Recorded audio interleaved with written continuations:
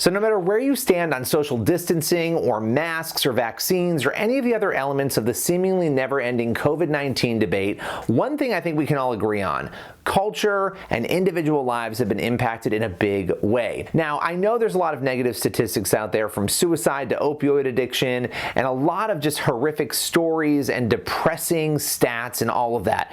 But amid all of that chaos, there's actually a really encouraging statistic that has to do with faith. Now, this has to do with the nuns, and I'm not talking about the Catholic nuns. I'm talking about the proportion of people who are either atheist, agnostic, or unaffiliated. This group of people, this proportion of Americans, has actually declined in the last couple of years. Now, again, this is people who have no religious affiliation, and this is a group that has grown at an alarming rate in recent years.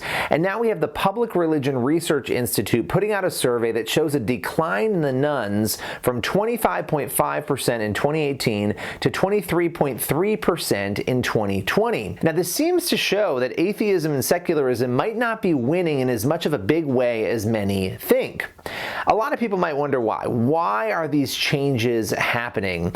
And I have to say, I think it's interesting. You know, when people go through difficult times, when culture is chaotic, which it was even before COVID, or when there's pain or chaos or death or destruction, there's a tendency within many to start to seek things of a higher nature, to start to wonder if there's a God, to start to say, maybe I should pray, maybe there's something else out there.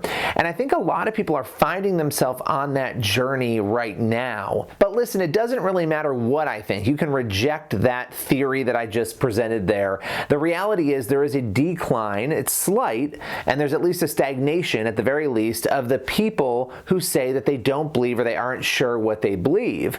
And I think there's a real opportunity here for Christians and for the church to live out our faith, to love God and love others, and to realize that our priorities are being watched, our behavior is being watched. All these people who have questions about faith in God and life, they're looking for answers. And again, COVID and the shutdowns, they rocked our world and left so many people looking for answers.